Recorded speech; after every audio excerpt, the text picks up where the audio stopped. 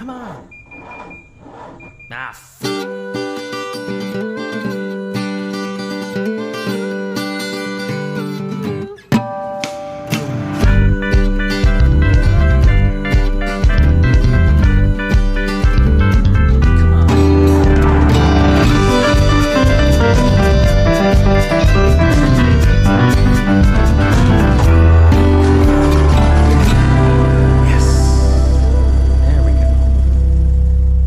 Hey, what's going on, everybody? Welcome back to the only podcast produced by three two-time winners of IMSA's Spirit of the Race Award. You're tuned into the Check Engine Podcast. We're hosted on Anchor.fm and streamed worldwide on all of your favorite podcasting platforms. My name is Nick. My two usual co-hosts are here, sitting, about 20 minutes to my south-southwest is Tristan. And sitting about 25 minutes to my east-southeast is Andrew. What's going on, guys? Wow. Did you have calling us out like islands to a ship? I was going to say, did you have a compass rose in front of you? No, I just kind of guessed. I had a thought to actually go and Google Map to each of your houses just to get like an exact mileage and distance and all that kind of stuff. And then I forgot to do it. So when I came up to do the intro, I'm like, well, I'm just going to wing it. I mean, I think it's pretty accurate. Drive time. Yeah. I don't know exact mileage, but, it's Wisconsin. We measure mileage and time. So. Which is correct objectively. That is the way you do it. Yeah. Right. Yeah. Not normally now, but for the longest time, I could just say sitting to my left and sitting to my right. But can't do that anymore. So now it's sitting 20 minutes to my southwest and 25 minutes to my southeast. Although he did sell it. He's like, just sitting just 20 miles away. I thought he was going to say minutes. I really did. Wait, Tristan, you were the one that pointed that out to me one day. Okay. All right. Let me set the stage here. He, one day out of the blue, texts me some screed about how giving distance in minutes is wrong and weird in some way. Like, why? Why did you do that? No, I would never do that. It was definitely you. I would certainly see myself going the other way because I don't feel that way at all. I think time is the only accurate way. Like if it's like, oh, I'm 20 miles away on the freeway at 70 miles an hour, that's sub 20 minutes versus like between here and, further my house and further than Eagle is, 20 miles and it's like 40 minutes. Like that miles means nothing based on speed limits. Right. Definitely. Time is the one source of truth. I don't know. I would never say otherwise. Absolutely. And I notice when I'm on 94 going west, like towards Highway 16, they've got the big sign, the notification board that goes over the top and scrolls stuff. And it always says on there, Highway 16, like the exit, 6 miles, 6 minutes. And it bothers me every time. I'm like, no, it's not. This is a 70 mile an hour speed limit. It is less than 6 minutes. They didn't if it's 6 miles away. Oh, I wonder also if there's a traffic jam somewhere. If there's a traffic jam, or if the difference over 6 miles of 10 miles more an hour doesn't make it less than 5.5 minutes. Right. If it does, if it doesn't hit the round up point. Yeah. Because there's never a traffic jam. It's always, it's I don't know, that it just irks me. I'm like, fundamentally, that's wrong. Why don't they fix that? You should call. Let's get this petition signed. Let's go to the governor. Yeah, we'll start out. What's that site that does all the fake petitions? That change.org. Change.org. What a scam that place is. Are there ads on change.org petition pages? Let me look. For other petitions. I didn't know if they should like sign up for AdSense, man. They would make a murdering. 408,044,416 people taking action. Victories every day. Taking action. Oh, Jesus. So Breonna Taylor, Ruth Bader Ginsburg, Breonna Taylor. What's the Ruth Bader Ginsburg one? No, wait, don't tell me. Don't tell me. I don't want to know. 200. We only need 300,000 signatures to reanimate Ruth Bader Ginsburg. Is that really what it is? No, I don't know. I'm sorry. That's disrespectful, RPG. Don't haunt me. I'm sorry. It's not. Listen, it's not that disrespectful. Sometimes you just gotta have a chuckle. Gotta have a chunkle. I think she'd understand. Yeah, it's all right. Wait, what is this? Is this a podcast? This is a podcast, and it's supposed to be a car podcast. Right. So why don't we get into what the actual topic is supposed to be tonight, gentlemen? Well, the topic for tonight, yes. 'Tis the season for new console announcements in the gaming world. And therefore, 'tis the season for game announcements and then wild speculation as to what is in those games. Of course, with the PS7, 8, 12, whatever it is. It's And 5. It's the 5. actual and the Xbox 7, 8, 12, whatever it is. That's more confusing. Yeah, it is. Because you got the Xbox One X, the Xbox Series X, and the Xbox Series S, and the Xbox One S. What are they? SX. Right. SSX tricky. They went to the same naming convention school as Ferrari. Oh, man. Yeah.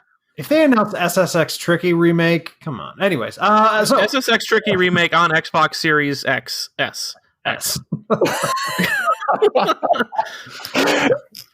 9 out of 10 would buy.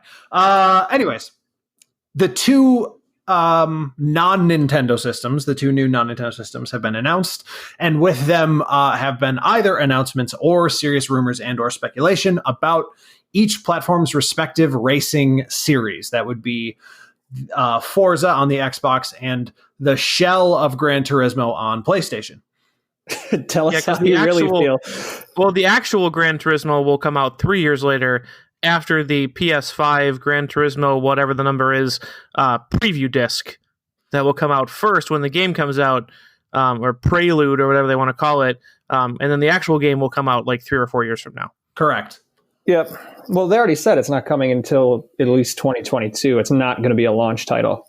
That is a long way away. But whatever it is that they do with that game, stop what you've been doing with those games. Like, I mean, maybe it's the wrong forum to have this discussion, but those games have trailed off so fast in my mind. Yeah, no, I would agree. It's there's been very little in terms of they've changed their focus. You know, anything that's going to be new is going to be online behind the paywall, Which is horrible.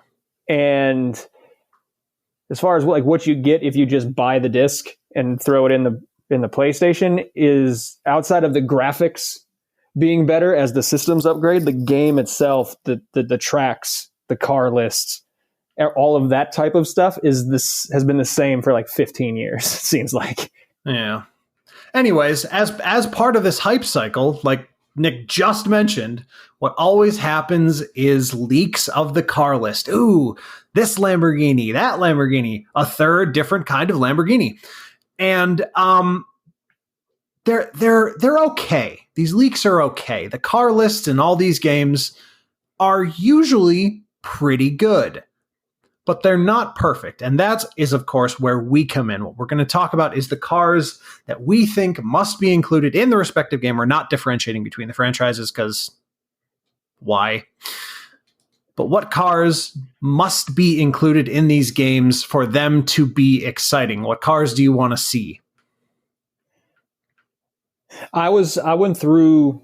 I'm not big on, I'm a PlayStation guy, so outside of your respective houses, I haven't really played Forza. So I was paying attention to, I was looking back for reference on the Gran Turismo car list, the most recent game, the Gran Turismo Sport car list, and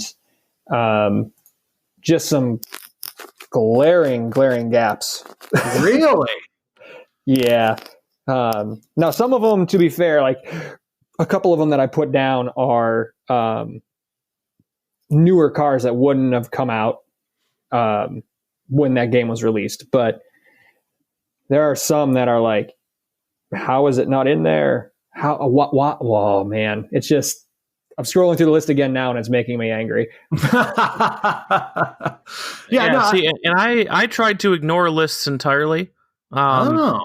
Because to me, it was like, okay, they may already have it on the list, but just for you guys to digest, both my co-hosts and dearest listeners, this is what my priority would be.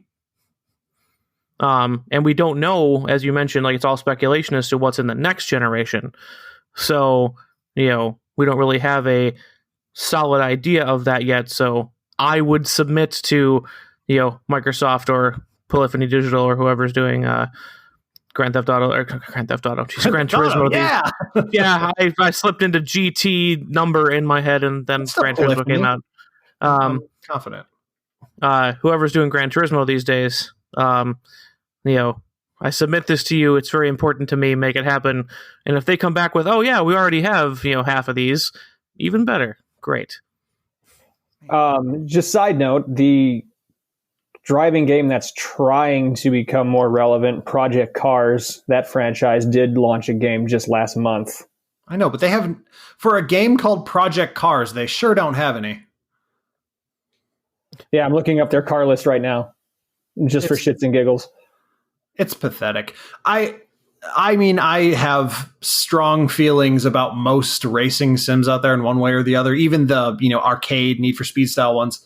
Project Cars, I really liked how the front wheel cars drove and really hated how the rear wheel drive cars drove. And everything else was indistinguishable from every racing game I've played in my whole life. Yeah, it didn't seem special to me, really. So not at all. Anyways, I got hooked on the in Project Cars 2. The hook for me was the expanded career mode. Yeah. Like, oh, okay. Like this is like how you would almost kind of want a career mode to look if you're going through like a road racing career. Like you start in the little club cars, like a Micra Cup or something like that, the spec series, and you work your way up to, the GT3 series or IndyCar or something like that. Just kind of go up through the ranks. And maybe it was just because I'm playing with the actual controller and not a steering wheel. But it got to the point where I just could not get the car to handle. Eventually. It was just massive, massive understeer. No matter what I tried with the setup, I'm like, okay, if this is real life, all of these cars suck. Like I don't put it into arcade mode anyway. Like I try to get it as close to sim as possible, but it's like there is no way they all handle this bad, no matter what setup adjustments you make. Yeah, eventually that's what happens with certain types of sims. It was the same with one of the, I think it was Grid Autosport. By the time you got to like the final races, it was either Veyron or some Pagani, the Hyera. And they were both functionally undrivable with a joystick. You were stuck there. That was where you were forever. They said the green light came on, you just didn't move. No, you would move. You would go forward extremely quickly, and then the second you hit a corner, you would immediately plow into the wall in front of you, no matter what you did. Yeah, so that turned me off to that game pretty quick. But anyway, we're probably not going to focus on that one. It's going to be Gran Turismo and Forza that we're going to be talking about here. But before we get into that, is there any pace laps or neat car news y'all want to discuss? I have something here.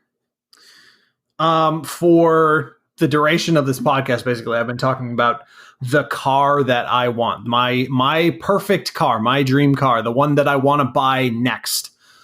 And amazingly, sort of out of nowhere, 95% of my perfect next car appeared in an announcement on Twitter the other day. Really? Yes. So it's a plug-in hybrid, 300 combined system horsepower. I think the advertised electric range is 48 miles. 48 miles. No, sorry, 56 miles. 48 expected average MPG. And if you turn the hybrid on 0 to 60 in 5.7 seconds. Wow. It's all-wheel drive. And it's a RAV4. Really? The RAV4 Prime is functionally the perfect next car for me. Except I hate SUVs. I hate driving them. Hey, you admitted the RAV4 was pretty good when we went out to Watkins last year. It is pretty good, and I'm sure this one is even pretty better because it's going to have all the same things, but incredible gas mileage and way more power than any RAV4 before it. It's the second most powerful Toyota after the Supra, second fastest after the Supra, which is pretty funny. But why couldn't they just do it in a Camry? Why couldn't they do that for me specifically and no one else? I don't know, man. I think this is going to be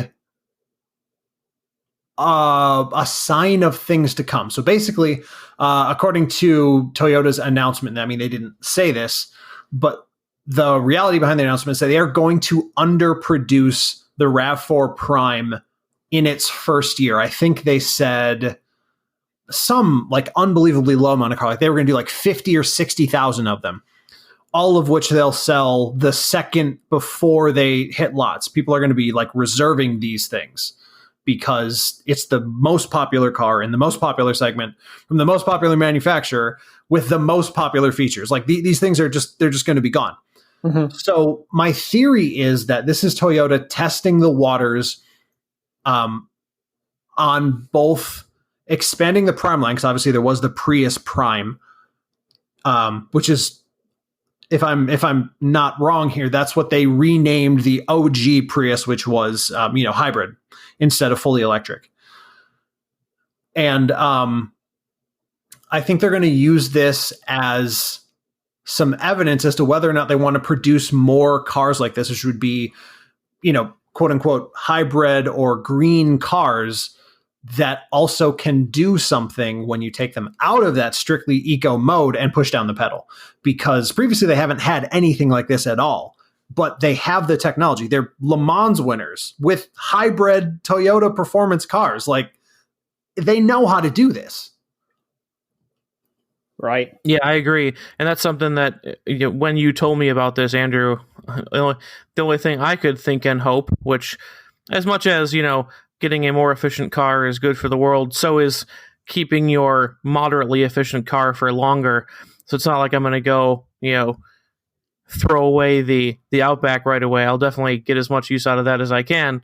But in February of this year, remember February? No, when we could do such a long time ago. We could do things together in person. The car show. Yeah. In February, Toyota upped its stake in Subaru to 20%, which that triggers a legal filing that basically more or less says that Subaru is a part of the Toyota Auto Group. Mm-hmm. Basically, a very independent version, but according to Japan's laws, still has to be listed as a part. But then that opens up all sorts of, things that make, things like technology sharing much easier. I actually looked into all of this after we spoke about it.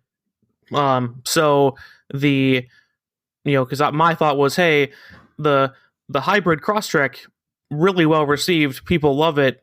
Maybe we start seeing, performance hybrid Legacies, Foresters, Outbacks, etc. And, I mentioned that, Toyota, I think in February, I mentioned that Toyota bought some more Subaru, but we weren't sure what that meant. And now I'm fervently hoping that we get to see more things like that coming to Subaru as well.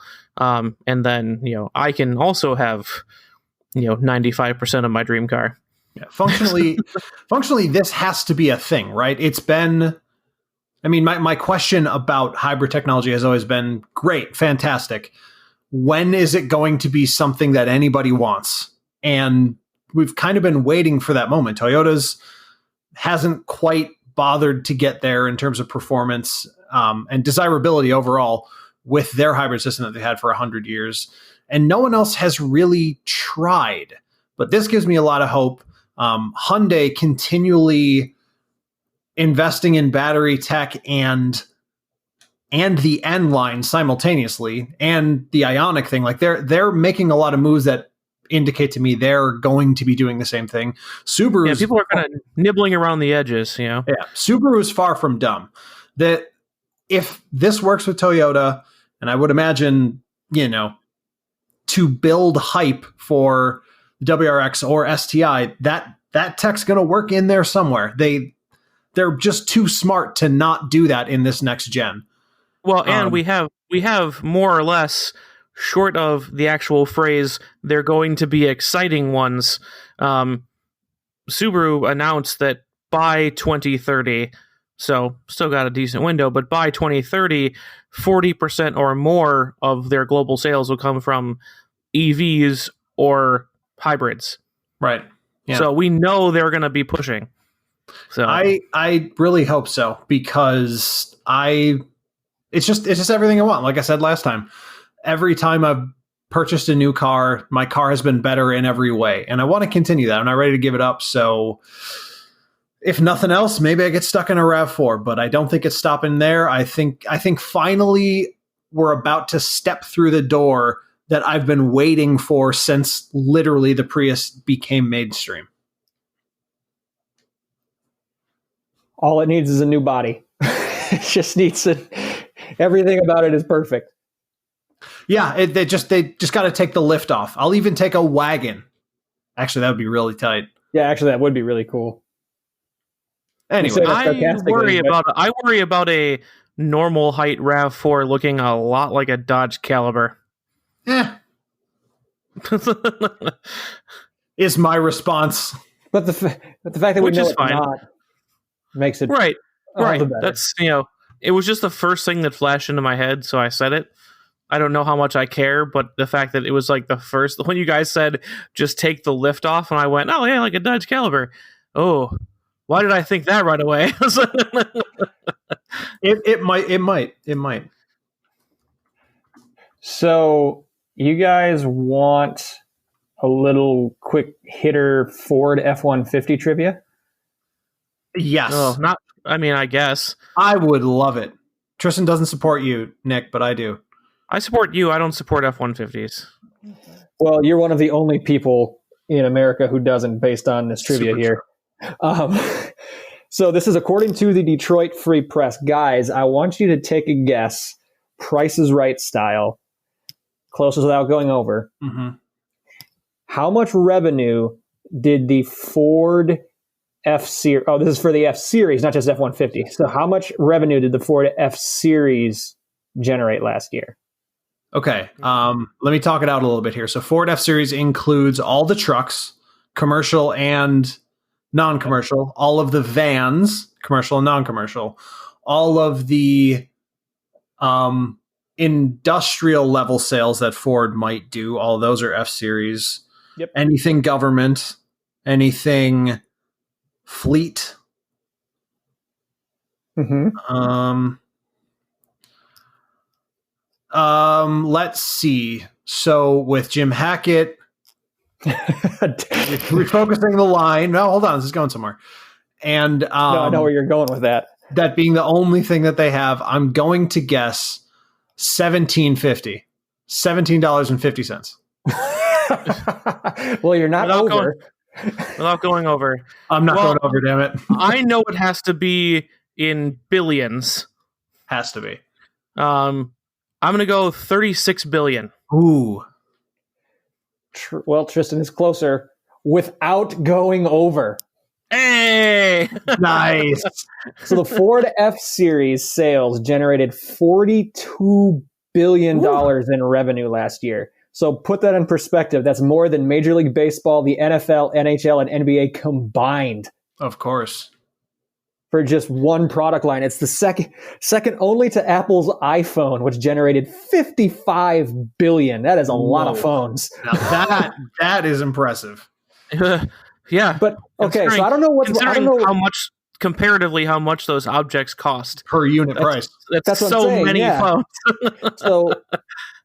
So I don't know what's more impressive, the fact that the Ford F-Series product line is number 2 only to Apple, or that the iPhone outpaced it by 13 billion given the per unit price. Yeah, that's crazy. Crazy.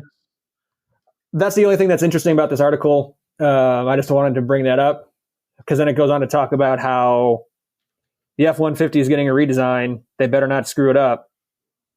How could they? Honestly, That's my point. So since the launch of the current gen F-150, GM and Ram have both done all new redesigns, probably multiple times over, true. and didn't make a damn bit of difference. Well, now, what was the thing? What's the thing in the Ram commercials? America's largest truck dicks or something. They had some stat. I mean, I doubt that's what it was, but Might have been. It was maybe it was something that sounds impressive but really isn't. It might have been America's fastest selling. Something like that. One of those arcane half facts. Okay, but then let's read the 19 paragraphs of fine print to find out how they're basing that, how they can make that claim. Right. Fastest selling, does that just mean average time on a lot? Does that mean It probably does. Does that mean sales growth? Does that mean next time it comes up, I'm going to take a look at the bottom because they do have to disclaim that stuff in the actual commercials. They do? Yeah, which is good for people like us. Next time I'm going to take a look because I am a little bit curious. Yeah, so that's all I had. I wanted to just throw that number out there because that's huge.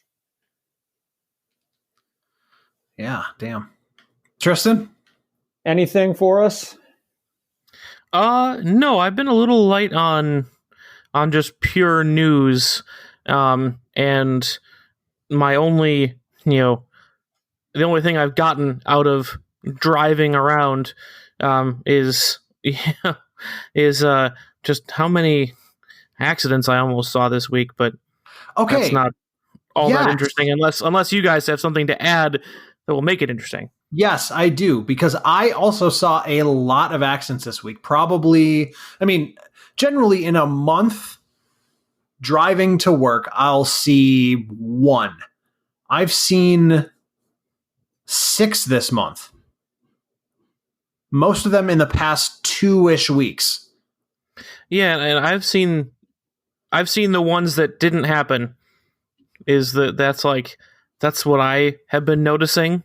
Is like, oh, I thought you meant you just missed them. You know what I mean? Like no, near hit. They nearly missed. Yeah. No, but in this case, a near hit. Slamming on the brakes, wheels smoking, brakes glowing, stops an inch from the car in front of them. Like that kind of thing. Like I'm not even involved in what's happening, and it's a butt puckerer. Just watching just mayhem almost happen. And that's been my thing this past week or two. That is odd. I don't know if I'm happy that I don't ride around with you or sad, because you see so much stuff. Your drives are always so much more interesting than mine. He is a seer of things. Notable. It is crazy. I don't know if I want to be put in that position or not. What if you put me in a passenger seat? It's just observation mode all the time. Well, no, but I think when you're driving, you actually encounter more shit. You encounter a ton of shit that neither of us do. Until recently, I probably drove more than you guys too. That's true. just in pure mileage, but not this year. But No, sir. You are an encounterer. I do, yes. I don't seek them out. They seek me out. I also, before we wrap this up and probably move to a break in our main topic, I did, just by going to ramtrucks.com, I found the award. What is it? Oh, really? America's most loyal half-ton pickup owners. Oh, that's nothing. That's stupid. Don't tell me about that. So the same people buy over and over again. Yeah, that means you're not growing. That you're not growing at all. Oh, here's one. Okay. I don't know if I talked about this on the podcast before. If I did, just tell me to shut up. My dad wants to buy what do you call it, like a skid loader? And I'm trying you to mentioned that. Okay. I'm still trying to convince him to buy something cooler instead. But now it's shifted. Now the topic has shifted. So he wants to still get the Bobcat / skid loader.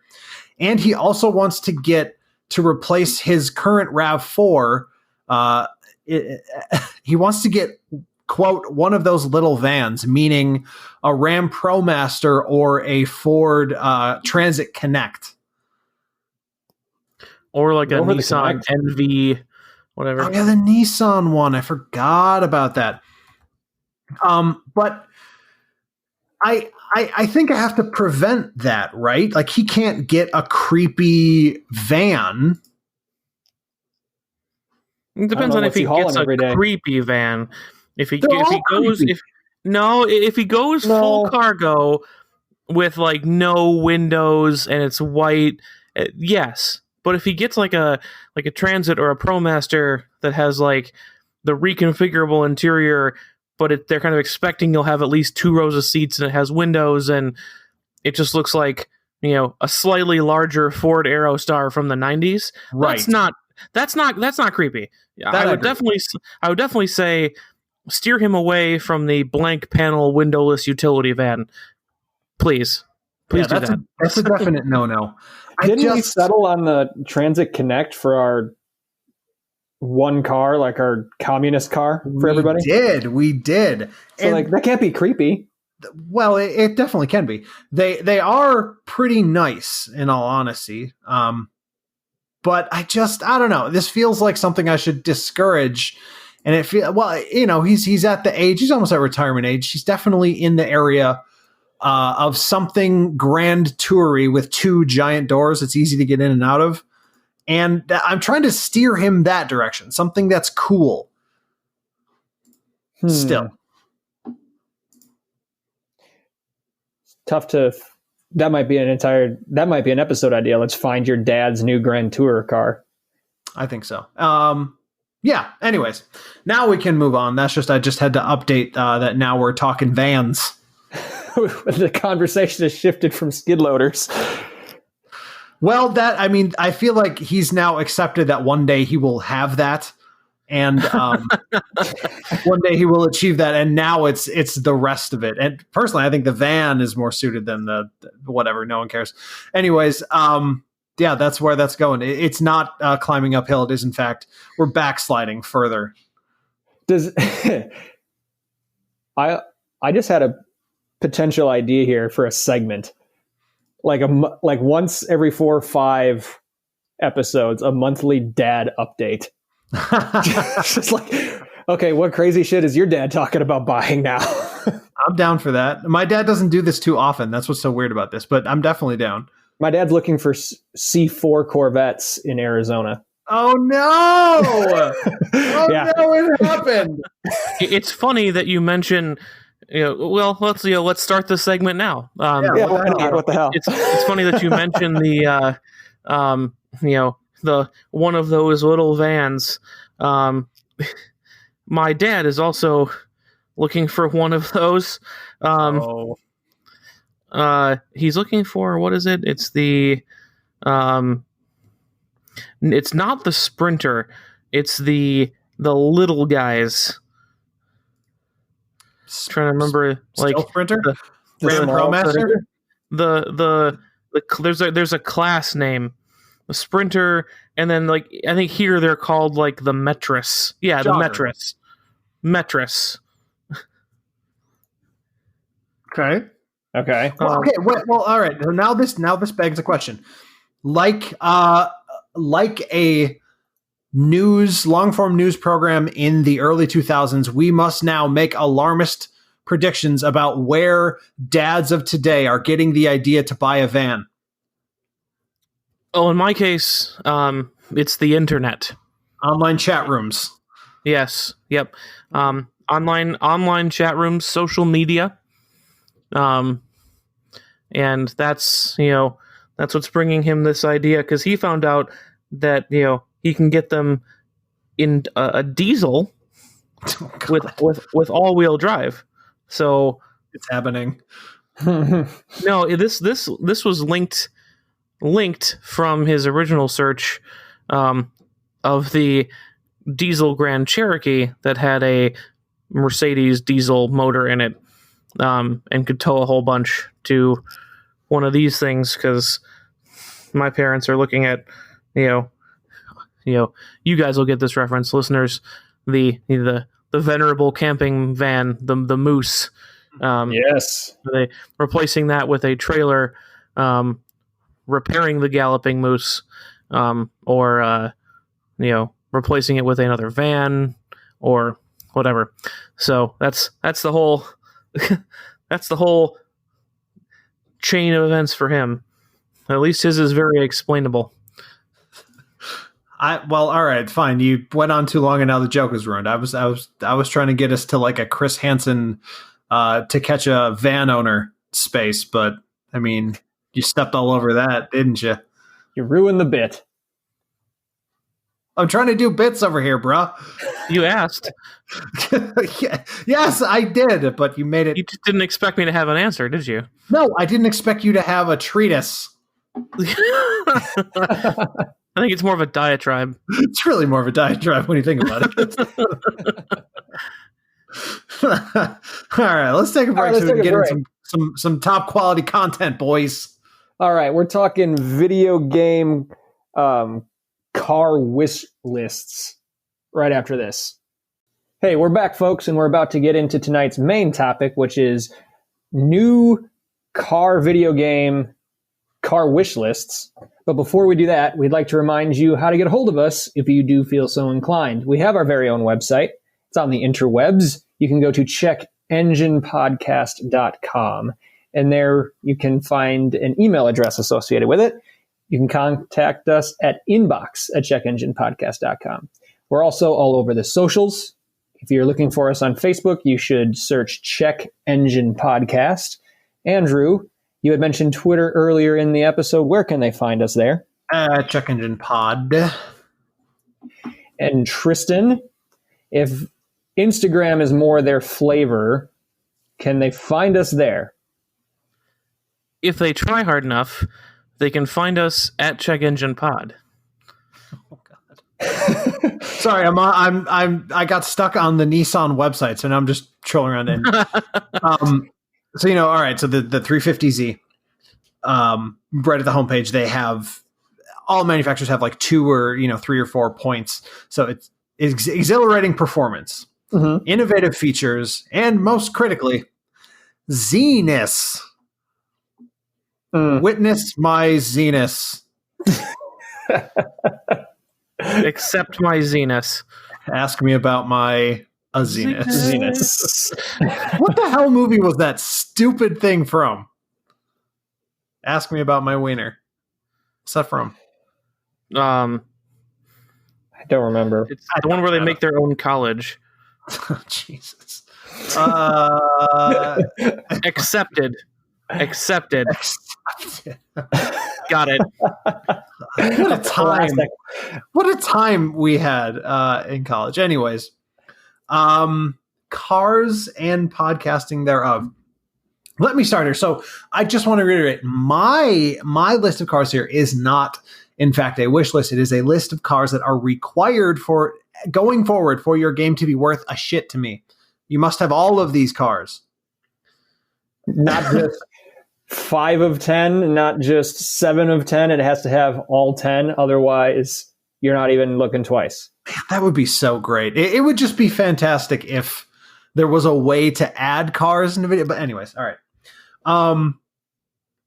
I'll start with something very traditional, something that is probably in all of these games and in every car racing game you've ever played since Gran Turismo, the original. The Nissan 240 SX, the Silvia, the S14. It's always that that tier 2 car, right? Not the first one you came in with, but the tier 2. And almost more than any other car, this car just screams video game to me. Maybe it's because I've played it in so many different games, so many generations, right? From when it used to be 2 pixels all the way up to 4K, meshes, textures, a wet look paint, all that crap. I think it's a must-have in any racing game. If you don't have this, what are you doing? Yeah, I think that's one of those legacy carryovers that has to be there for sure. That's a good one. I can't remember ever driving with that one in the game.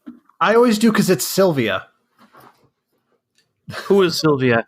What is she? Never mind. Why did they name a car after her? What are you doing over there, Tristan? It's a Shakespeare thing. Don't worry Playing about it. Bard card? Yeah, who is Silvia? What is she that all our swains commend her? You're welcome. All right, anyway. All right, Andrew, you just going through your entire list, or are we going around? I can. Yeah, I'll go through the whole list. I figured we could go around, but... Oh, yeah, go around then. Hit us with your next one, or all first right. one. Shakespeare, give us one. All right, so, much like Andrew, this is something that is, very important for me, personally, and has been in... I'm very sure everything from, I think, where I started driving games, really, Nick, because, as Andrew and I have discussed, I really jumped into the whole, gaming thing, first with GameCube, late with PS2, and then, PS3 and Xbox is kind of where it really started, Xbox 360. So Gran Turismo 4, I think, had this car. It is definitely the Audi Quattro. Ooh, I thought you were going GTI for sure. Yep. That's not to say it's not on the list, and this is in no particular order. You may see it later. But when we're talking about these more simulator-heavy games, like if we had been talking, first off about like, oh, what do you want in the next Need for Speed game?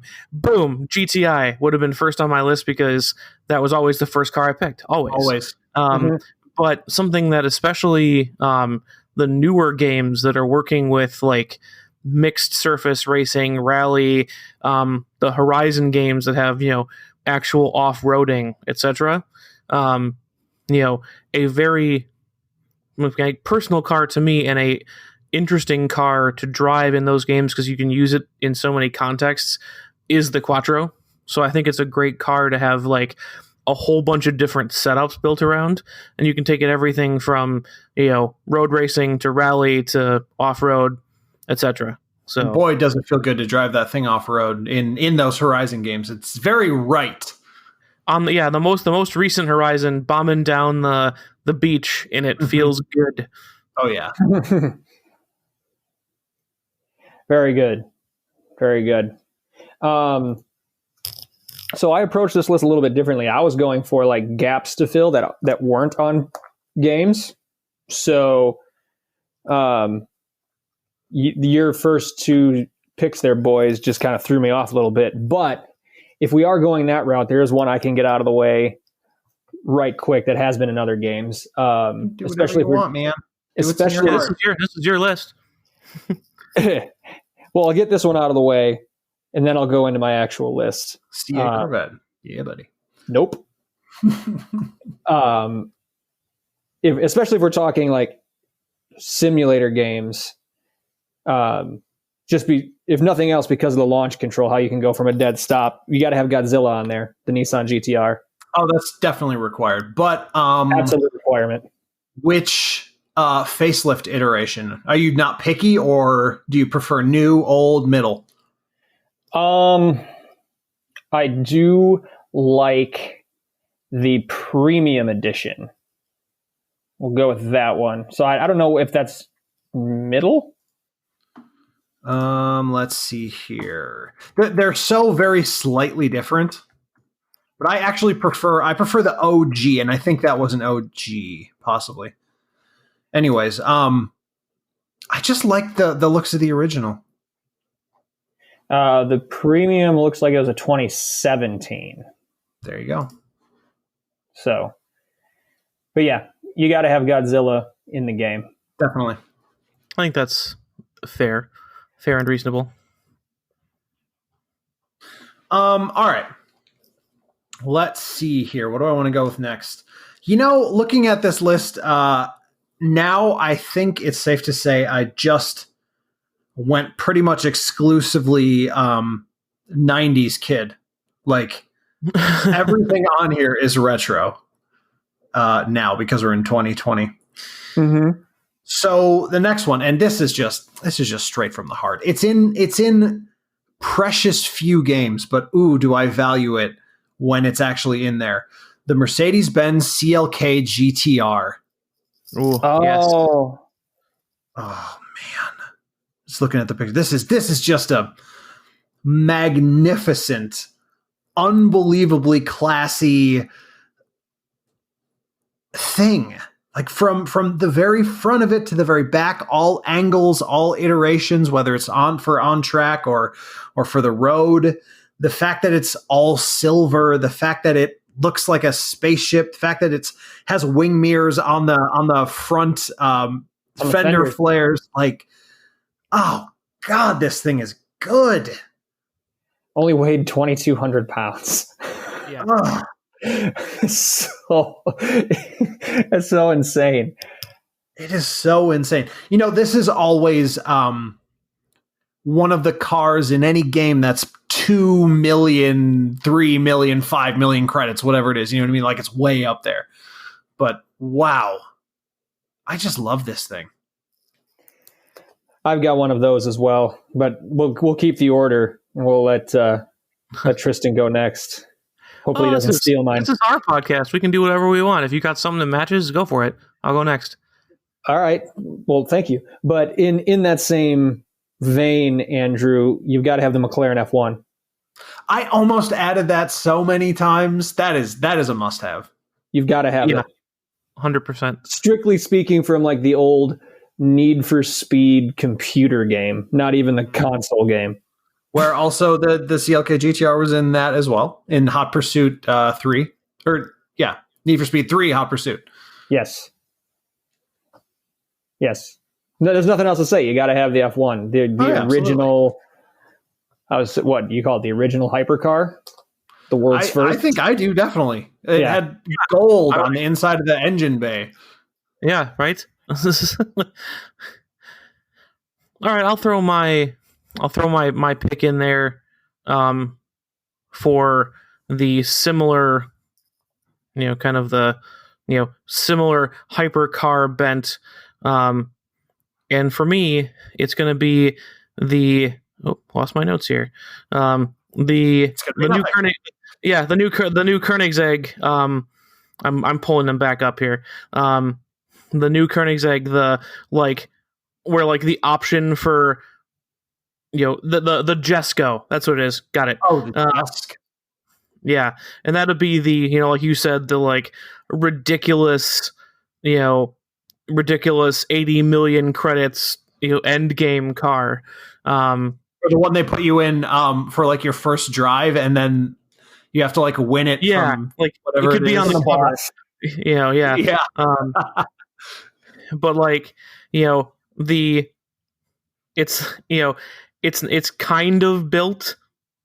It's one of those where it's it kind of exists, but they're actually still working on development. Kind of like the New Horizon had the Centenario Lamborghini. Basically, it's a coefficient of friction of 0.28, 1600 horsepower, ridiculous active aero, just ridiculous. Downforce, variable downforce, from 1,400 to 150 kilograms, just, with the wing on or off, that kind of thing. So that was my crazy max level, spend all the money, put it on the cover car. I think that's a good pick, definitely. It looks mean. I love the way it looks. Because of how new it is, I don't think it is featured. It hasn't been featured in any game before, right? Right, yeah. I mentioned, I don't really care if it's on the list already or not, but this one probably might not be. So that's what I'm saying. If you can get this one in a game, that would be, especially given how exclusive it's going to be. There's going to be 4 people who own one. That could be a pretty big get for whatever studio can put this car in the game. Definitely. Yeah, and the interesting thing that kind of put this car over the top for me is actually Koenigsegg is going about this backwards. They released the race car version of the Jesko last year, and now they're developing the road car version to, basically their quote was the company will never endeavor to make a faster series production road car ever. This is it. This is it's actually called the Absolute. We've got the race car, but this is the Absolute. They took off the wing to lower the downforce, the minimum 1,600 horsepower. They're trying to see if they can get more, that kind of thing. It's this is going to be the most of the most car we've ever made. And that's interesting to me. Definitely. And then you'll be able to put a NASCAR engine or something in it, as you always can in these games, and somehow that gives it more horsepower. Yeah. Driveline swap, power increase. Driveline swap. Or induction swap.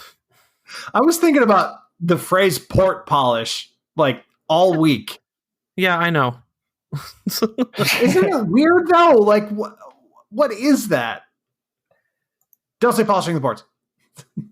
Well, that's what it is. But what it does is make less turbulent airflow into the engine, so you get more power.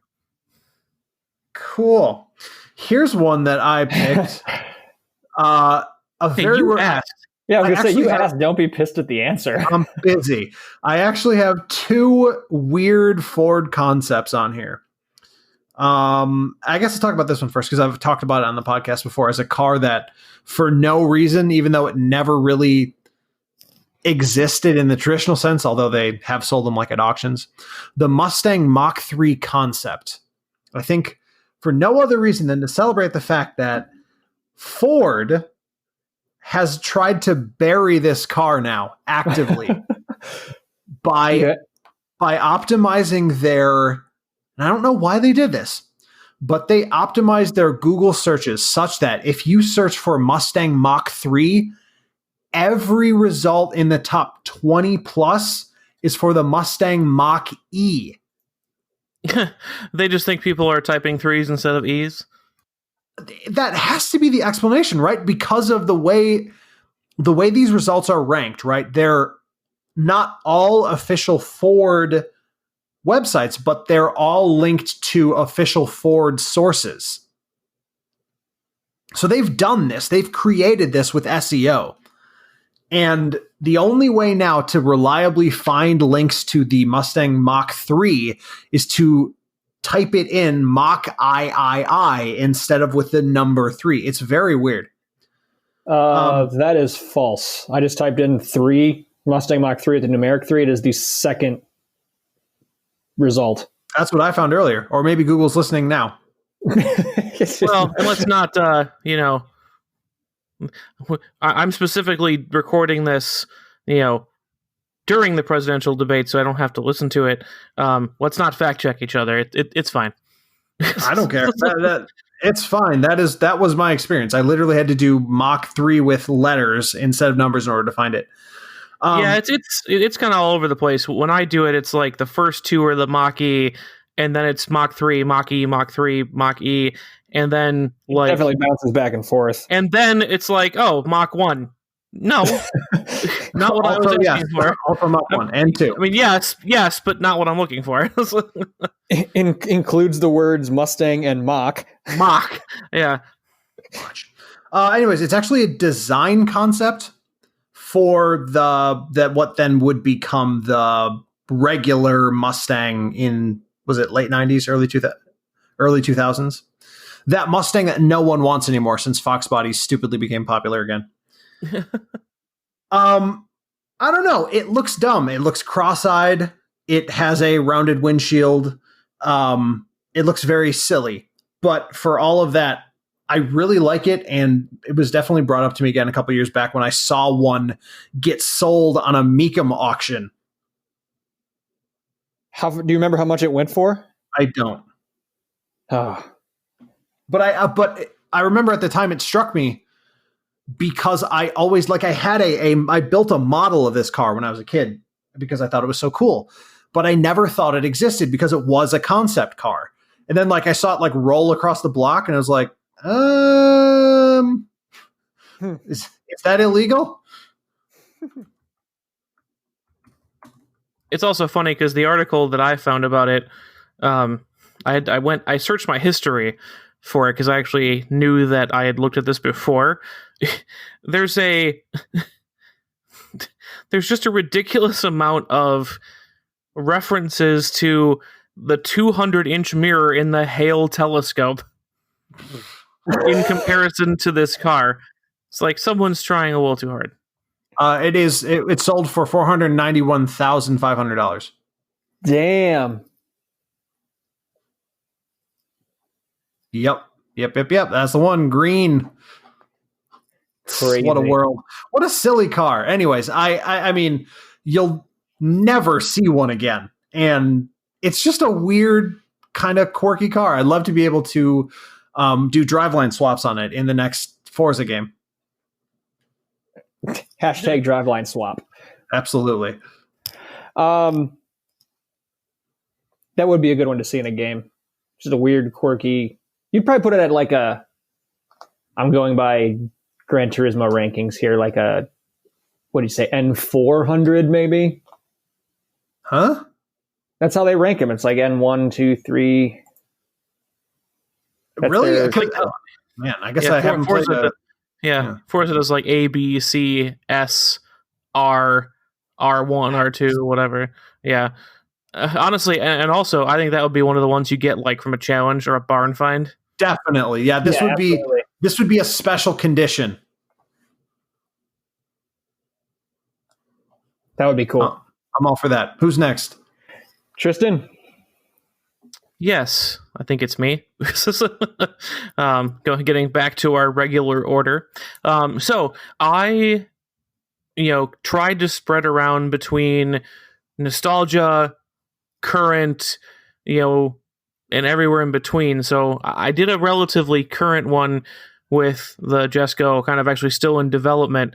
I'm actually going to go even a little further. I'm going to go to future.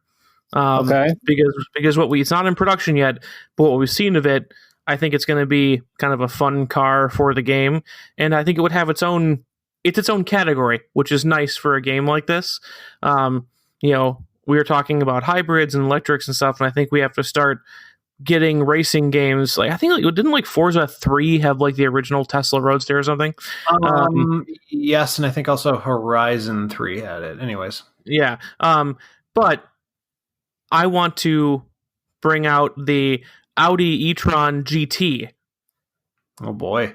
Not the the SUV, the upcoming car, and that's going to have a lot of the same, family shared underpinnings from the Taycan. But I just think it looks better. It's a better video game car. but really to check the boxes, you could either put the Taycan or the e-tron GT in. High performance electrics, but not in the hypercar category that the Rimac would be in, that kind of thing. Which I didn't put in there. What about a Rimac? Yeah, so I think they'd be a different category. I think it would be deserving to be in the game, but it didn't make my short list. How about that? Sure. Fair enough. I think we're going to have to, the games are going to have to start including more of them as they become more and more relevant. And especially as they start doing things like Audi is doing. And I mean, Porsche doesn't look great, but they're making them look like sports cars. They're not goofy, weird things. So definitely include some of those. I would put a Rimac in there too. I don't know if there is a high performance fuel cell car that we could throw in there, but I mean, the Mirai is close. Rear wheel drive, It's a sedan though. Yeah. Yeah. But they put sedans in. They've got A6s and I know, but high performance though. Yeah, I guess. I'm just saying I'm trying to make sure we want to exclude it. I'm not sold on it, but exclude it for now. But what I'm saying is there's times they are a change, and we'll put it that way. And the games should start to reflect that sooner than later, hopefully. Mm-hmm. All right, for mine, we're going to not talk about an electric car, though. My next one on the list is one that I haven't seen yet just because it hasn't been out for that long or released for that long. But these games, especially you, Gran Turismo, although I love the 458 so much, you better have the F8 Tributo on there. Yeah, you're a fan? Oh, my God, yeah. Oh, that's the one I know. It's like... oh, he's coming around. He's coming around Ferraris, ladies and gentlemen. The F8 Tributo is like perfection on 4 tires. Fair enough. I won't fight you on that. I can't remember which one that is because I'm thinking of the other one. Well, there's the Pista. The Pista came out first. Yes, I was not thinking of that. I was thinking of something else. This car is fucking amazing. You can tell when everybody starts Googling it. I mean, it's hard. It is hard to keep track, in all honesty, of the nonsense they're doing. Wait, have they not put out their... Totally off topic. Have they not put out their SUV yet? Jesus. No, not yet. Oh, it's good looking. That's a good looking car. Yes, this needs to be on all of them. Gran Turismo, Forza, Project Cars. If you're making a car game, put the Tributo on it. Definitely. The Tributo is so good looking, it made the Portofino good looking. Mm-hmm. And that's really saying something. I was going to say, that horrible. Is a feat. Yeah. I'm trying to find the car that I was thinking of, and it might be the F90. However, that doesn't matter. Because you're up. Yep. The next Ford concept I have in here is a very weird, deep pull from back in the mists of video game history. The Ford GT90. I might have to Google that one. Does anyone remember this? It was a Ford concept car from 95, and they did produce some of them. It has a 5.9 liter quad turbocharged V12. Oh, this thing. Yeah. And honeycomb aluminum monocoque. Yes. And it looks completely bizarre. A little bit like that Jaguar XJ220, whatever that was. It's funny too. You can actually see almost with the intakes in the front, if they were solid, but it still actually presents a similar. If you kind of squint and lose the depth part of it, it actually presents a very similar face to the Mach-E. To my take a look at that. I can see it's not obviously like, oh, this is inspired by the GT90. We know that, no, but that. But it struck me without pulling up a Mach-E. Went, that front looks very Ford, kind of like the Mach-E. I'm trying to remember which game this was in. It might actually have also been Hot Pursuit, but it wasn't a game. I can't remember which one it was. And man, does it look... No, it was Need for Speed 2. Need for Speed 2. Way back in the mists of time. And also Gran Turismo 2. I mean, this has to probably be the last Ford V12 ever made, right? I believe so. The new GT isn't a V12, right? Hell no. It's nonsensical and it's ugly, but you know what? Bring it back. This should be a car that the kids of today know about. Absolutely. Oh man, this is a great pull. I had completely forgotten about this thing. 1995. Mm-hmm. Awesome. I like the way the rims are set, where it's chrome around the outside, but it's got the blue in the middle over the caliper. Yeah. It's super 90s. It's such a... Oh, it is. Yeah. But it's great. This thing is silly. And a 5-speed gearbox, by the way. 5-speed H pattern. Uh-huh. Real driver's car. Oh, yeah, definitely. You could probably, take off in first with only half the cylinders on. Definitely. Totally. All right, Tristan. All right. I'm going to throw out, I'm trying to kind of play the field a little bit as far as, types of car, genre, etc. A lot of these games, I mentioned it with the kind of the Quattro at the beginning because it kind of plays in all of these sandboxes. But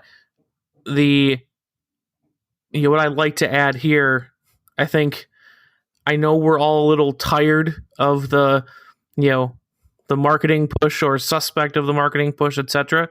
But I really do think that the new Bronco needs to be in the game, especially if there's talk of the, what was the weird edition that they were going to call it? The Warthog. Yes, yeah, like that could be one where it's like they had the big one from Ford in one of the Horizon games was the new Raptor. Correct. That kind of thing, like having that performance off-road would be good, and you could still have the Raptor, you could bring in the T-Rex, the Toyota, the Pro 4X Tundra, that thing, a TRD Pro Tundra, and make a performance truck section, and I think that you could then add things like the Bronco. Land Rover's coming out with the V8 version of the new Defender, but I think that the kind of the poster child for that category of off-road racers would be the Warthog edition new Bronco. And don't you worry, no matter what game is next, that shit's going to be in there. Yeah, which again, like I said, maybe they have it already, maybe they don't, which just makes I have to open fewer petitions on change.org to get my picks in, but I will still say that they're must see TV, as it were. Fair enough. Well, why don't we just stick to the Ford theme, shall we? I was not trying to make a theme, promise. No, but it just happens to be the next one on my list. So, I am going to nominate the Ford GT MK2 track car to be a part of these games. The Multimatic built one. That's there's only 45 built. It's got a $1.2 million price tag on it. Comes with racing slicks as like a legit track car. I don't think it's street legal. 700 horsepower. I just love the accent on this where they added the over the roof air scoop like the Lamborghini Super Trofeo cars. That is cool, actually. It just completes the look of the car in such a great way. I think the actual car, and like the GTE spec, like the Le Mans race car, should have had this too. But I just think it looks brilliant. It's one of those that's super rare. Like I said, 45 being built, so not a lot of people are actually going to get to drive it in real life. So to put it in a game and at least in some way let people experience it, I think would be really cool. This color scheme is bizarre, but it's not a no from me. So white and blue and gold and black. White and black. Well, it looked like white and black with like offset pinstripes, but in the outside photos. But in the renders and indoor photos, yeah, white, black, gold, and I guess I would call that like a denim blue. Yeah, darker blue. It's actually really great. What I'm noticing just for the first time, because I've seen this car before, is actually the blue. I don't think I've ever seen a picture from this angle, or maybe it's a render, and that's why it's clearer versus the on-track pictures. Mm-hmm. But the blue on like the front splitter and the side skirts and that. Yeah, no, that's really quite nice. This should definitely be in. This looks great. You could also put an option for a livery change, because I found another picture here. A Google vice president has one. And he's got it in Gulf colors. So of course he does. I saw that. Blue with the orange racing stripe, and then the Multimatic man in gear logo on the rear is still black. Yeah, that's a sweet car. So put that in a video game, would you please? Yeah. Put that in a video game, but you won't. All right, back to me. Classic 90s kid choice, classic video game choice. I need an Evo 4 up in your video game. Yep. I need the bulgy lower bumper. Gotta have it. Gotta have it in my life. I was gonna say one of the Evos if you didn't say something. So, I mean, you gotta have an Evo, obviously, but this one, it goes kind of back and forth. I love the 4 and I love the 5. Right now, I'm leaning 4 more than I'm leaning 5. And man, it's just a requirement. Yeah, absolutely. Those two, the oversized fog lights on the bottom. Oh, they're amazing. Just awesome. I want to call them floodlights, but they're actually fog lights. They're just huge. They look like radar pods is what they look like. What came to mind first? Yeah. Or FLIR. Yeah, you just don't see unique designs like this anymore. What's that? Sorry, I just said you don't see unique designs like this anymore. You really don't. Everything's so homogenized now. That's kind of annoying. But I was just going to say that's it, man. Evo 4. You really are kind of building a Clown World game if you don't have any Evos for sure. But Clown World. Yeah.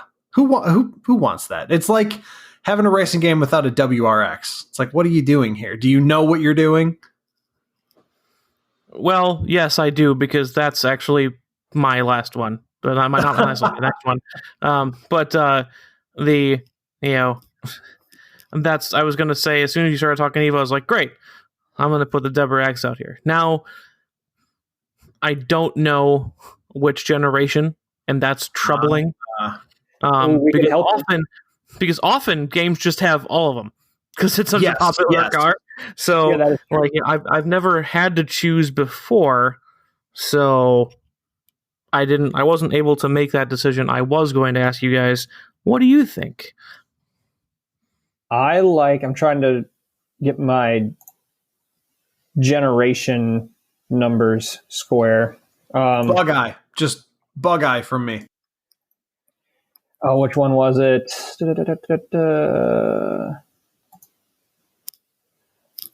Keep going. I think I'm on the wrong page. Yeah, the bug eye. Hang on a second. It was the 2014 to 2017 was one I really liked. Oh, sorry, 2004 to 2007. Which one is that? That's actually 2. There's Blob Eye and Hawkeye in that amount of time. Oh, wait, maybe. No. The Bug Eye is the round, the headlights, right? Right, yeah, that's 2002 and 3. Yes, Blob not Eye that. Blob Eye is 4 and 5. Hawkeye is 6 and 7. And that's probably my favorite, is the Hawkeye, yeah, with the kind of because it worked better on this car. But the Subaru B9 Tribeca inspired front grille, because it actually worked on this car. So Indeed. And God, what a terrible car that was.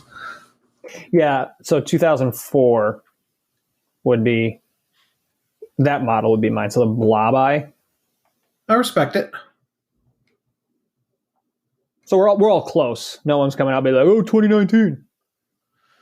No, definitely not 2019. Definitely not. no, if I had to pick one, as much as I liked mine, it's certainly not the most striking. Doesn't really make you feel anything. No. Hawkeye or Bug Eye, they have a feel. Definitely. They're hateable, therefore they're lovable. Right. That's right. Yep. It's actually a good way to put it. A really good way to put it. Oh, thank you. I like that. So is that to me then? Yep. Andrew, I'm surprised you haven't picked this one yet. Hopefully I'm not stealing your thunder here, but we've got to have Veloster N in the new games, right? Yeah, absolutely. It actually was not on my list just because at this point I literally assumed that it would be there. Well, just in case someone out there isn't assuming. Fair enough. Veloster N. Yeah, man.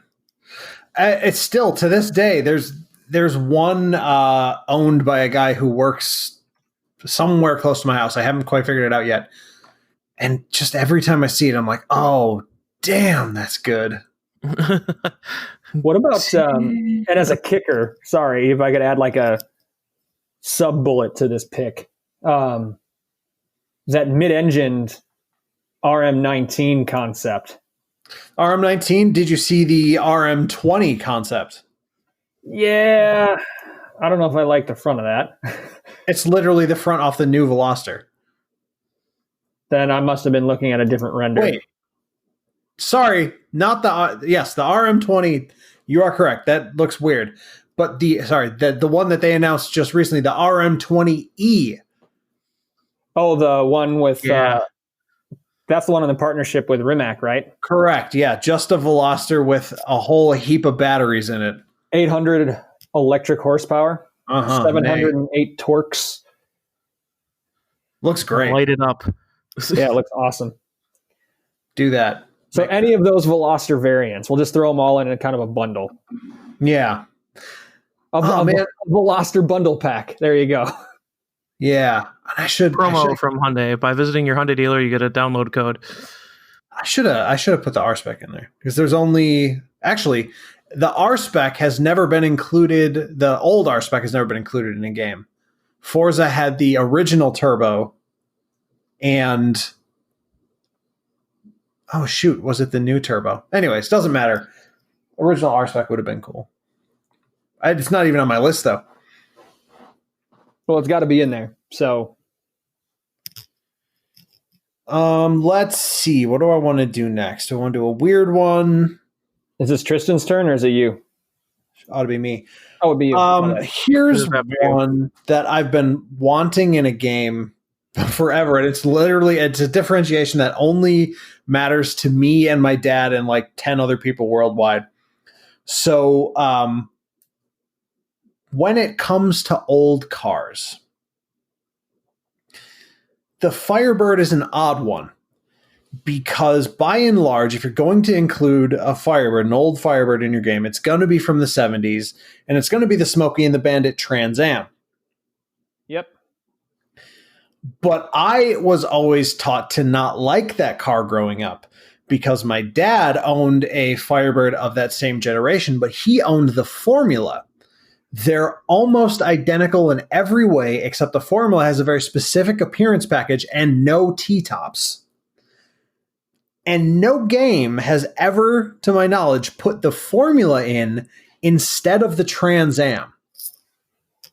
So this is a late 70s and I think first year or two of the 80s Firebird, which I think is the one that looks the best because it has, God, how can I explain this in a way that doesn't sound corny, but that the headlights kind of meet, they slope down towards the center of the hood and they kind of meet in what looks kind of like a beak, kind of comes down in the center. And I think that is is definitely the best looking front ever put in a Firebird, but the Firebird formula package just being very slightly different, in my mind, makes it cooler. It's the quote unquote W50 package. Okay. Well, it's also a rarer find that could also be like a barn find type of play. Everyone just wants the Trans Am because of stupid Burt Reynolds. Oh, I like this. I like this a lot. I've just found a yellow one that's for sale. Oof. 1977 yellow with, and it says formula in yellow writing down at the bottom of the door. Oh yeah. They color matched the writing. Yep. So yellow with a black like a thick black stripe down along the bottom with an orange pinstripe right on top of that as an accent. Yeah, it's a great looking car that only made 200 horsepower. So disappointing. It's bad. It's so bad. That's a sweet car, though. Yeah, I'm definitely a fan. I would love to see that in a game someday. And then you can do a driveline swap and make more horsepower. Instantly. NASCAR engine. Induction change, my favorite. Yeah. Induction swap. Tristan, go. Next. All right. So I want to throw the weird car card. I heard you mention it earlier, Andrew. Especially in games like Forza, they always leave room for like one of the most recent ones was like the Reliant Robin, that kind of thing. Mm-hmm. So something that I've seen a weirdly high number of, and I think would be really fun to play around with in the modification tools in these games. Will actually be the Polaris Slingshot. Oh no! Speak not the name, sir. Speak not the name. Is that more Shakespeare? I don't know. I thought you were gonna. If you were going for weird car, I would have gone for like smart car and then modded it out. Can you imagine like 1,000 horsepower smart car? Unfortunately, yes. Well, yeah, I just think it's much like the Robin, weird 3-wheeled car. Has this really aggressive following. The people who think they're just amazing. And I just think it would be, they call it a 3-wheel motorcycle because they have to sell it that way. But I really think it would be, you do the induction swap or the motor swap, and then you'd make it undrivable, just like the Robin, just to mess around with.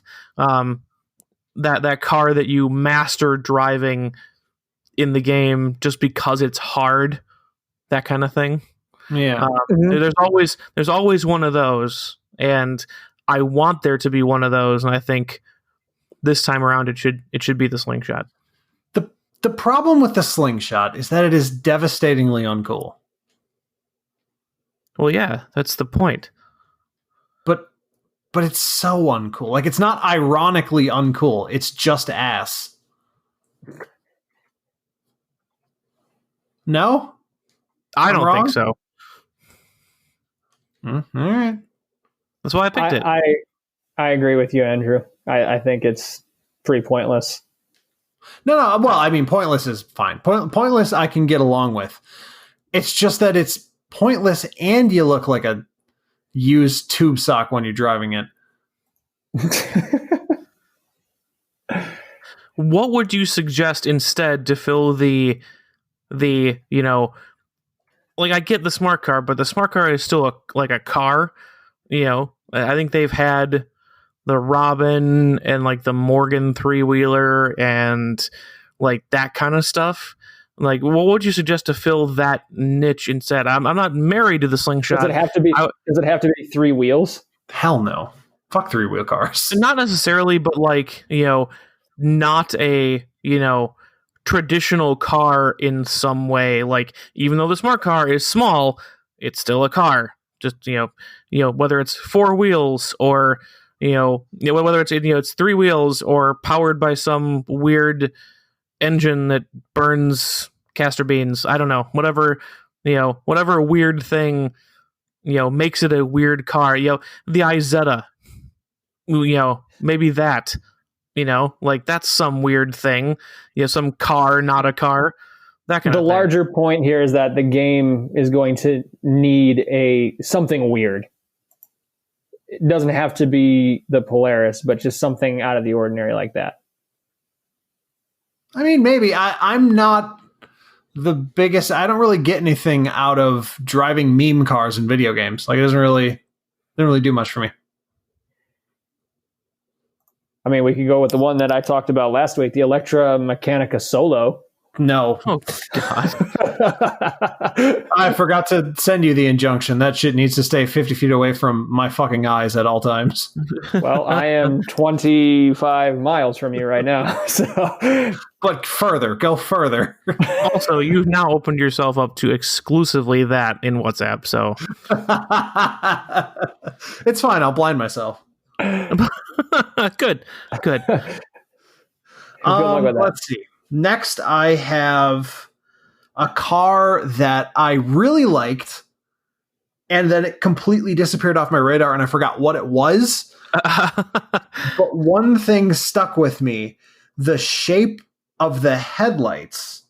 And I was trying like hell to figure out what it was, where I'd seen it. Anyways, I ended up finding it. It is the Mazda Furai. Furai. Anyone remember this? Hold, please. 2007 concept car. You guys, it has a rotary. It has a rotary. It's a heavily modified 20B 3-rotor Wankel engine. Wankel. Just to give us the opportunity to say Wankel more often. Yes, I am in. And also to assuage other people's rotary engine fetish. I don't have it. I don't know why it's hot. I just think you're so unselfish. I just think it's my really meme car. Cool.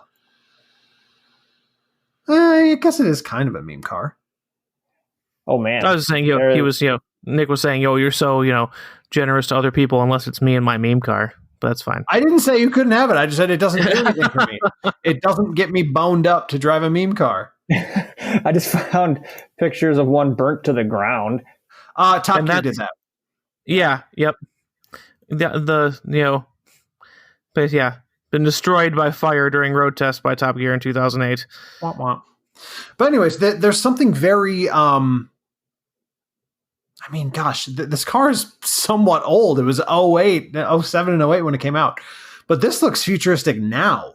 If you were to pop this exact same thing on any show floor at a car show or virtual show floor, as the case may be, and had it electric powered, people would think it's fresh and brandly and newly designed. Like, they could do that right now and no one would even know. Absolutely. Dust off the old blueprints. And yeah, exactly. And hashtag driveline swap. It's just it's Everyone's fantastic. favorite.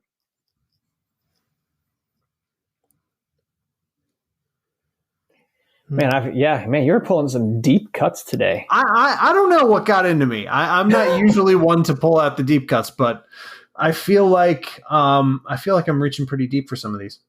I love the lights on the front. How they kind of there's like the headlights like up at the top of the fender flares, but the LEDs that kind of trickle down and like flow underneath the logo. What do you think it is? Fury? Puree. Sounds like a puree. Yeah. Yes. I want to say they just wanted to like put some fancy spin on Fury. I think so. I agree with that. Because this looks like a track style car. You're going to drive it in anger. Yeah. It's Fury in fancy case. Definitely. In fancy tense. All right, who's next? That'll be me. Yeah. So the next one, I'll go with this.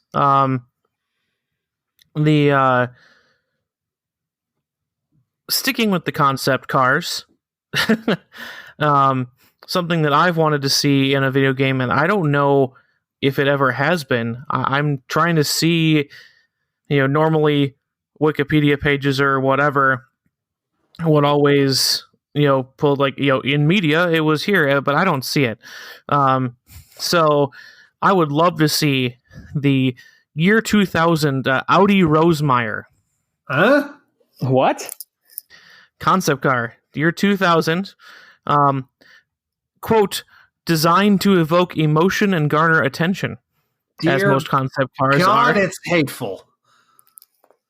But it pulls out the Auto Union Silver Arrows, which had a 16-cylinder engine.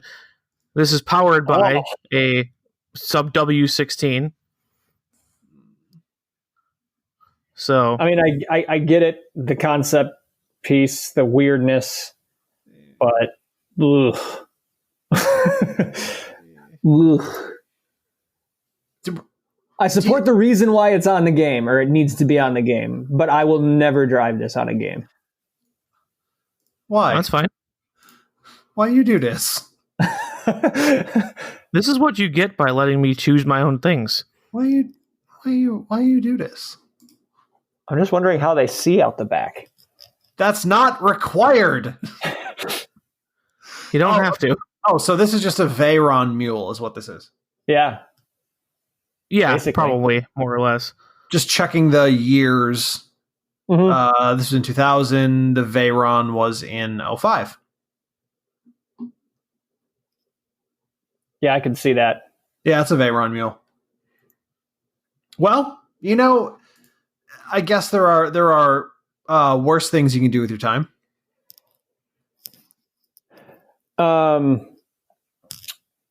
Again, agree with the idea that it needs to be on there. Just don't like the way it looks. It's definitely something. It's very Art Deco. Something to lay your eyes upon.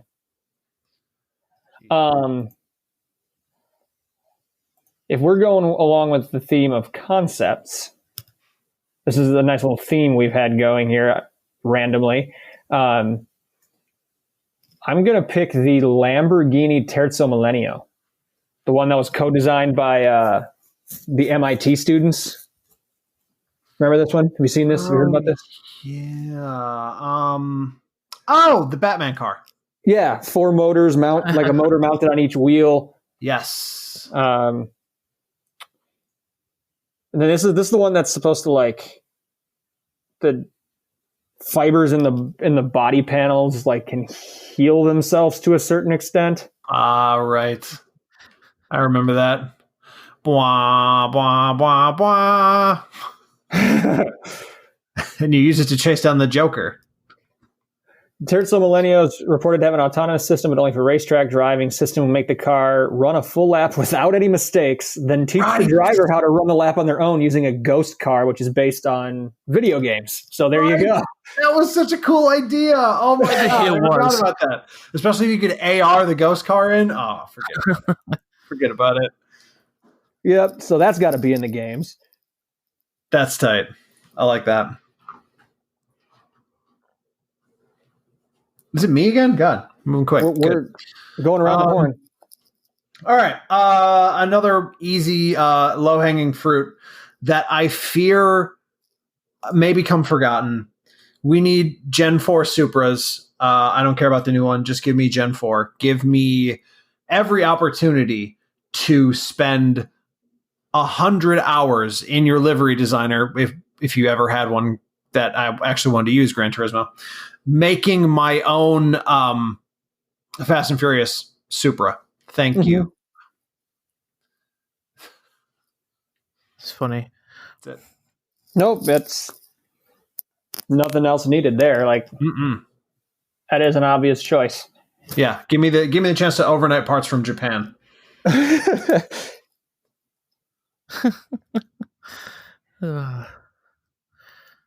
Tristan? I'm trying to pick my next one.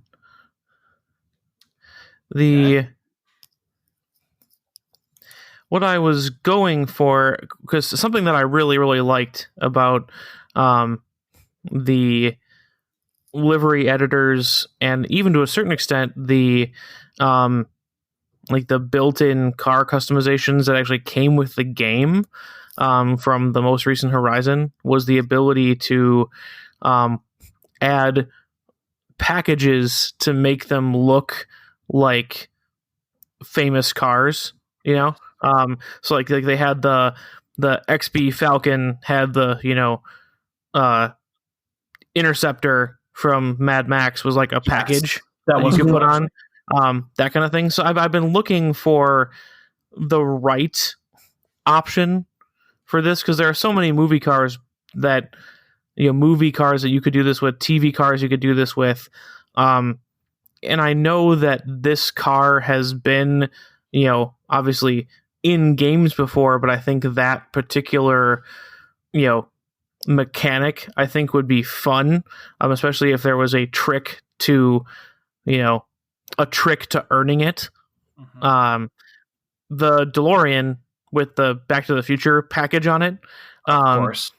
But again, it would have to come with some, like, obviously, yes, you can pick, okay, famous movie car, DeLorean from Back to the Future. It's a really obvious pick, but depending on the game mechanics, that's what I think could make it interesting. Like, you know, you have to drive exactly 88 miles an hour, you know, past the clock tower in town in a Horizon game or something, and it unlocks or whatever. In a store. You know, like, yeah, you know, it's like when the weather's right or whatever, you know, that kind of thing. And then like the Time Machine version, you know, enters the map with flaming tire streaks, and you got to beat it in a race or something. That actually is really cool. I don't know, they haven't really incorporated the world into the Forza Horizon games all that much, right, but that is a super cool idea.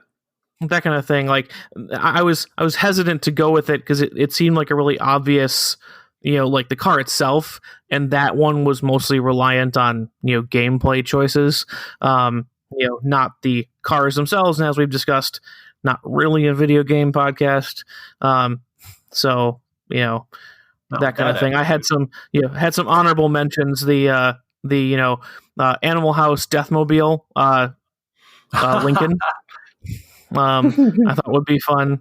That kind of thing, you know. It's like that. Those are some of the ones that I was, you know, thinking, you know, would be just a fun thing to unlock. But I'll go with the DeLorean because it gives the game designers something fun to do.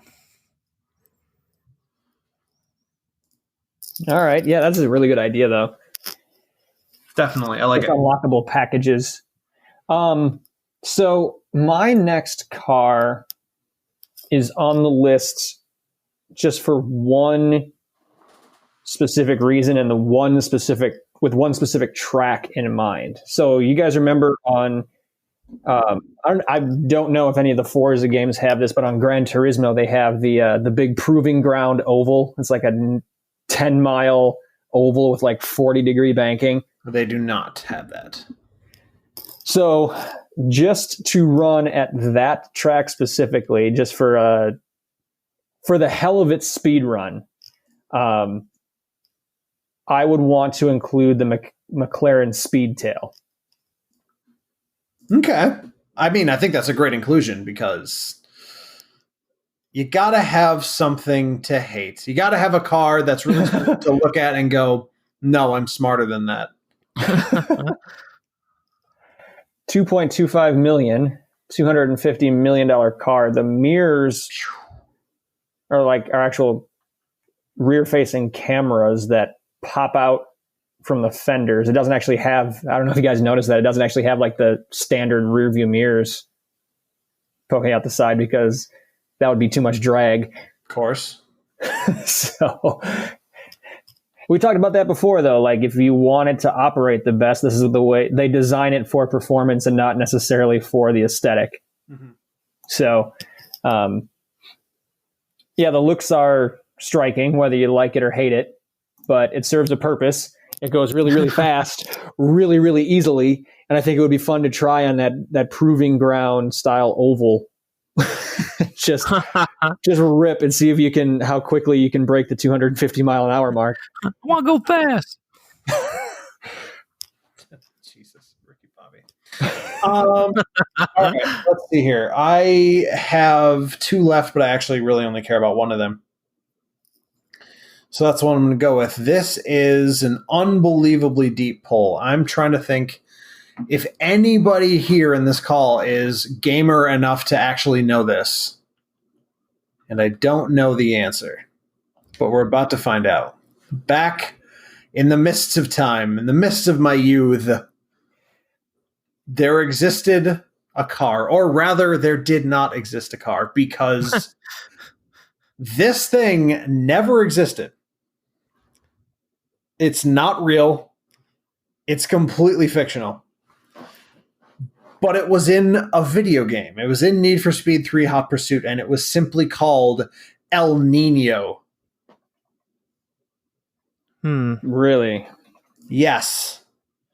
It is. So there are only low poly renders of this car. But it's a coupe. It has elements of the early Corvette. It has, it looks like it's making a surprised, sad face. Yes, it does. And it has an exposed engine in the front. It does. So if you're wondering about specs, it has a top speed of 228 miles an hour with a 6-speed Manumatic, and everything else is unknown. Well, there you go. I just, I remember playing Need for Speed Hot Pursuit at my friend's house, and when we discovered the El Nino cheat that you enter in the cheat menu to unlock it, and then you could just beat every map because it's, like the fastest car, it's the best car, blah, blah, blah. And it was just so fun and so silly, and it's like a Matchbox car, and this would obviously never happen because I would assume, like everything else Need for Speed has ever touched, it's like exclusive property of EA. But I would love to see this rendered in high def. 4K HDR, please. Absolutely. It's like a Hot Wheels car. I'm pretty sure this has to be a Hot Wheels car in some form, but yeah. There has to be one. But it's great. It's nonsensical. It's foolish. And I think to some degree that can be missing from games. Not necessarily the memeness of it all, like LOL 3 wheels or LOL small, but something really bizarre and out of left field. And I think that Horizon 3 captured the essence of this very much with the Hot Wheels expansion, right? You're on this mythical island racing on orange tracks and doing flips and dodging dinosaurs. And it doesn't always have to be serious. It doesn't always have to be #real racing. Because as F1 proves, that's actually kind of boring. Well, F1 isn't necessarily real race either. I don't. It's disagree. an engineering exercise. Definitely true. Anyways, El Nino. El Nino. I would like this. Gran Turismo pulls Easter eggs out every now and again and does weird concept cars. It wouldn't surprise me. That's true. Didn't they do one with like Adidas or something? Yeah, they did something with Adidas. They've taken a lot of your favorite place, Andrew. They've taken a lot of SEMA show winners and put them into Drive. So they've done this, and they've got the Vision Gran Turismo piece where they design crazy concepts with manufacturers exclusively for the game. So they do a lot with concepts. It wouldn't surprise me if at some point this happened to find its way into a Gran Turismo game, if someone barked up the right tree, or enough people did. Change.org. Bring El Nino to Gran Turismo. There's probably even a 0% chance it ever shows up in a Need for Speed game again, but a man can dream. For sure. All right, Tristan. We're going over long here. Let's close it out. All right, I forgot where we're at. Is this the last one? I think we might make it that. We're at an hour 46 now. All right, so let's do some consideration here. Let's see. All right, I'm going full personal nostalgia and video game staple. It's been in there. It's been in there for a while. What do you guys want to guess? There's a lot of humming going on. No, I'm just trying to. I don't want to guess out loud, but I am interested to see what you say. This one is purely for me. It's my list that I want in the video games. It's only for me.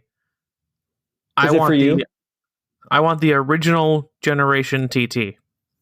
Oh, yes. Naturally.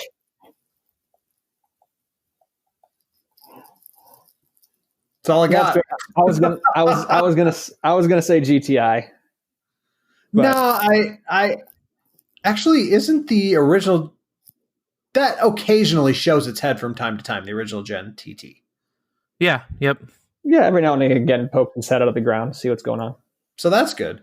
However, I don't think I've seen it in a game with the option to paint it aviator gray.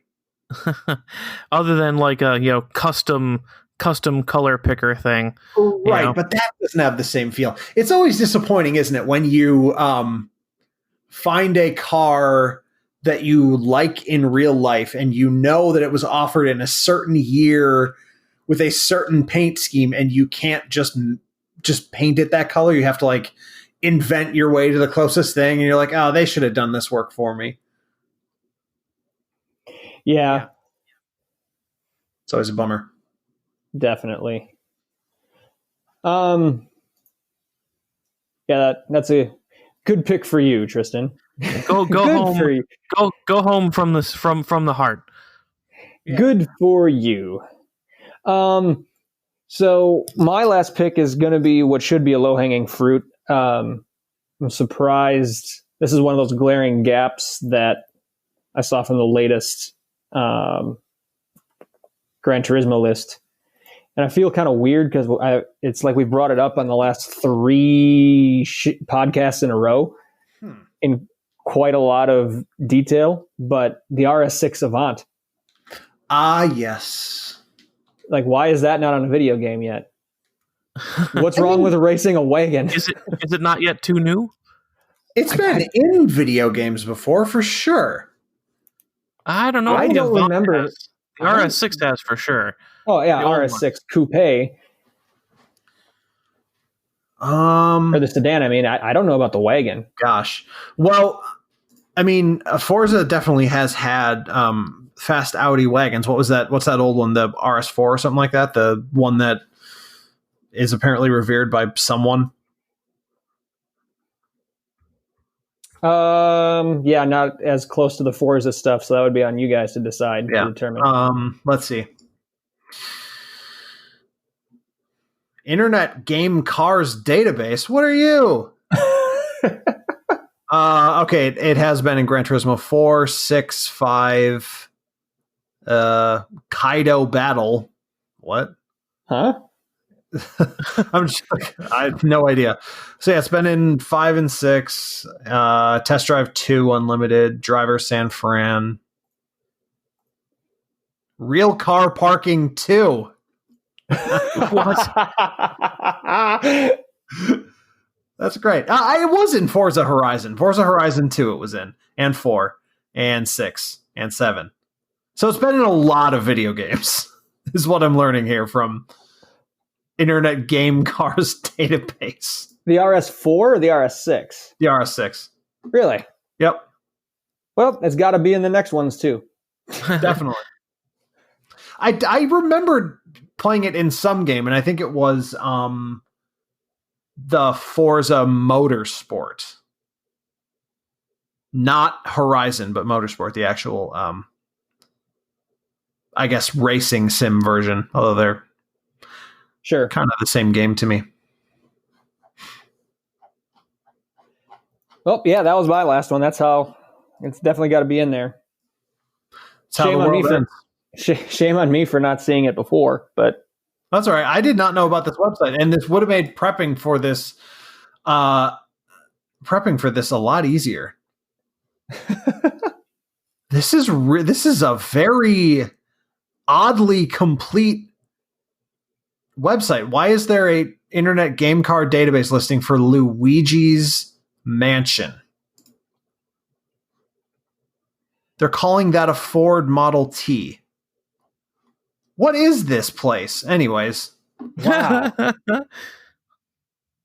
Animal Crossing? Stop. Okay, this website is way too much for me to handle right now. Get me out of here. All right. Welp.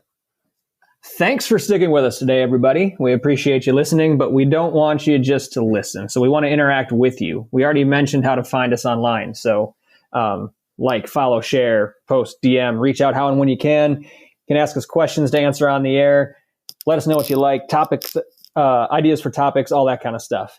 Also, if you don't mind, on your streaming platform, leave us a review, preferably a good one, or hit that subscribe button. It's free, and all that'll happen is you get notified of any new content that we release for you. If you're really into what we're doing here and would like to support us monetarily, we do have two options for that. You can go to patreon.com/checkenginepodcast, or right next to our logo, the top of our page on Anchor, which is anchor.fm/checkenginepodcast, there is a support button. So you can just click there and you can make a pledge to our little podcast. Every cent donated is put towards making this a better experience for you, the listener, and none of it goes back into our pockets. We are not here doing this to make money. So again, thank you in advance if you choose to do that. And guys, any special thank yous or shout outs before we sign off? I mean, I guess now I have to shout out this Internet Game Card Database website, because this is some really bizarre, overly obsessive, weird crap. But it's great. For all that, it's great. I am going to spend some time, if I ever get an extra minute here. It's been crazy busy lately, but if I get an extra minute, I'm going to explore that database a little bit more. Tristan? Yeah, mine's a bit of a somber note. Nobody's dead, don't worry. However, a casualty of the pandemic and the economy at this time, one of our favorite performers in Disney World, I know, gets me, get over it. He is not returning when things return to normal. They're laying off a lot of the entertainment group people, and he's one of them. Bob Jackson. Oh no! We've been going to his shows basically since I was single-digit years old. We'd show up. Me? Yeah, we'd show up. He'd know us by name, even if we hadn't seen him, since last year when we were in Florida.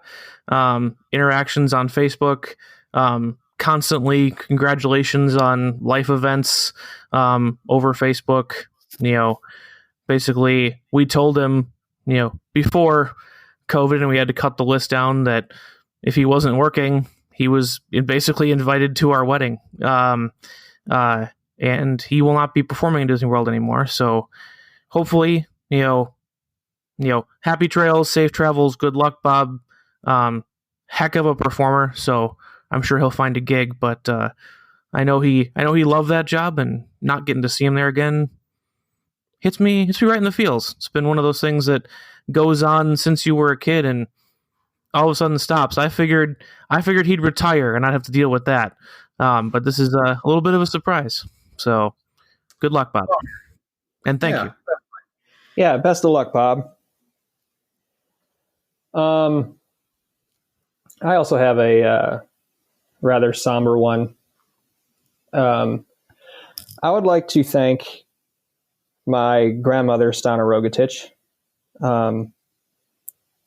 Last week, she passed away, and obviously sad for any number of reasons. I think two that really stand out is also pandemic related. It's no one's fault, but she was in a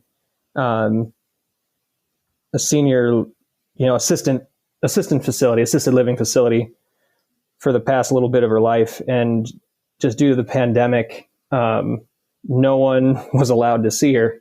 We couldn't go visit. So for the last 6 months of her life, outside of the phone calls that would get through, no one, she was essentially by herself. No one from the family could see her.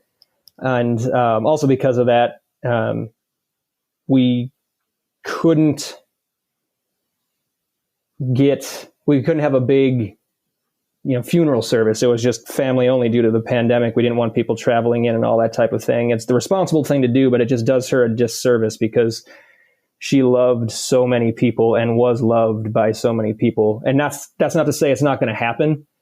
When this all settles down, I'm sure we will find a way to have some sort of celebration of life and invite everybody who belongs there back to celebrate with us. But when I think about my grandma and kind of the world we're in right now, like, I want to thank her for being the exact opposite of everything that's happening in the world right now, and like exactly what the world needs more of. And that is someone who just loves unconditionally, someone who is just endlessly positive and always finding the silver lining. It could have been just a torrential downpour that completely ruined your day, and my grandma was like, well, the farmers are getting help today. She always found a positive in everything that was going on. And there's so much negativity in the world today, and there's so much hate and division, and she was the antithesis to all of that. And it's going to be sorely missed, especially at a time now when it's really needed. So thank you for everything that you were to this family, Grandma. We're going to miss you terribly. As always, thank you to the listeners for your continued support. We love hearing from you. We love recording this for you, and we cannot wait to speak to you again. But until then, take care.